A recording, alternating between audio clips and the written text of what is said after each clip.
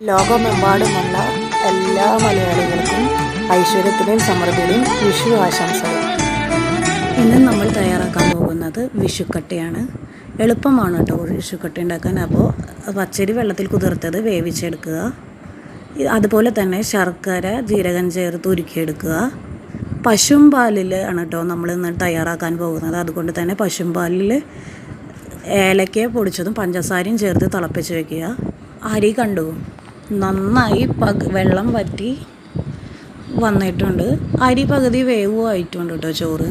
അതിലേക്ക് നമ്മൾ അല്പം നെയ്യ് തൂവി കൊടുക്കുക.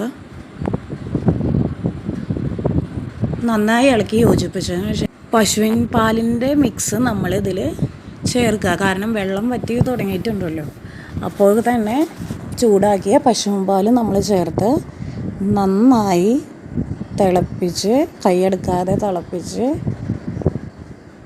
യോജിപ്പിച്ച് കുറുക്കി പാത്രത്തിൽ നിന്ന് വിട്ട് വരുന്ന പരുവം വരെ ഇളക്കിക്കൊണ്ടിരിക്കണം, ചെറുതീയിൽ കേട്ടോ.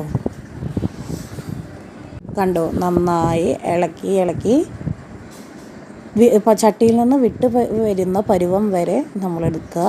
പെട്ടെന്ന് തയ്യാറാക്കാനാട്ടോ നമ്മൾ പശുവിൻ പാലെടുത്ത്, അല്ലെങ്കിൽ പിന്നെ നമ്മൾ ഇതിന് പകരം തേങ്ങാപ്പാലിലും നമുക്ക് ഈ വിഷുക്കട്ട തയ്യാറാക്കി എടുക്കാവുന്നതാണ്.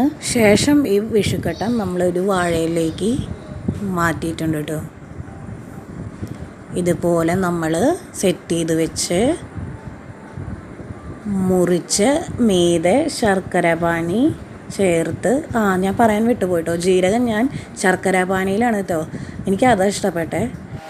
അപ്പം നമ്മുടെ വിഷുക്കട്ട തയ്യാറായിട്ടുണ്ട്. ശർക്കര പാനിയും കൂട്ടി കഴിക്കുക. അതുപോലെ ഒരു ക്യൂബ് എടുത്ത് അടുത്ത വീഡിയോമായി കാണാം. ബൈ.